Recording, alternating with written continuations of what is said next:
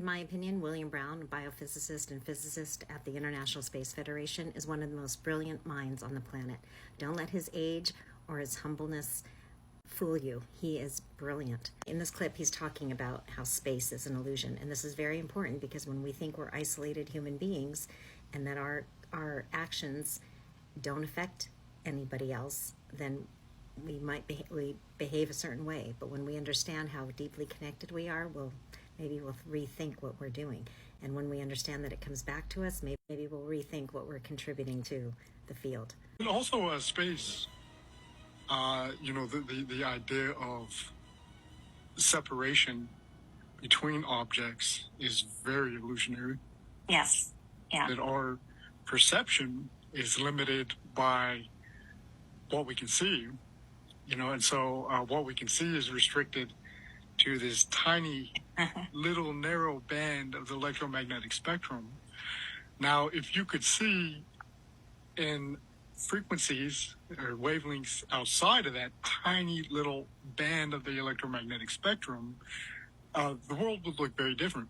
If you could see in radio waves, you would see space filled with energy, the radio frequency energy, the cosmic microwave background radiation, just an ever-present field of electromagnetic energy. Then going in the other direction to smaller wavelengths, higher energy, higher frequency, if you could get to high enough frequency, especially like approaching the Planck frequency, which is about the highest frequency for our particular domain, you would not see independent objects at all. It would be a sea of energy, of discrete Planck spherical units that comprise the Planck energy density.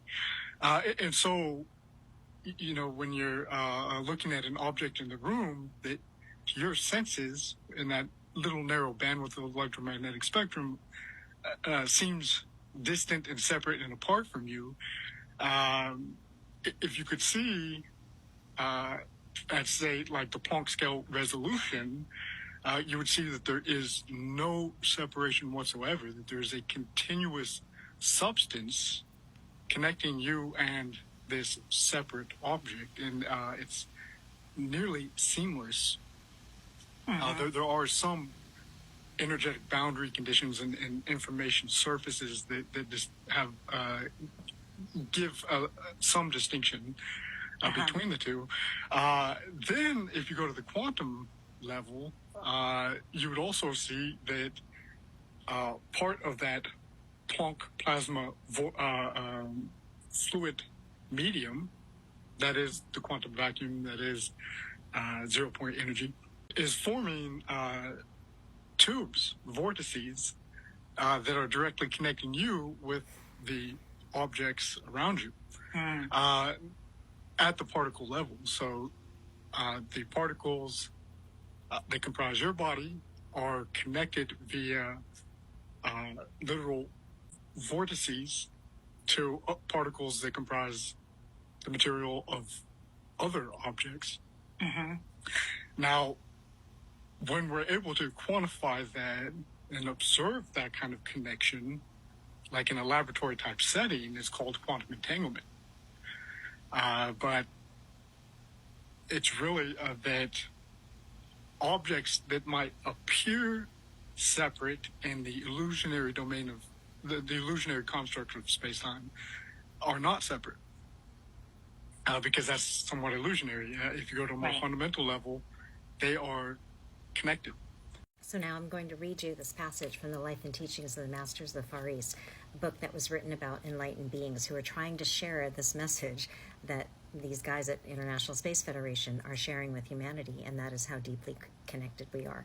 Because when we live from that principle, it really changes the way we think about life and think about ourselves.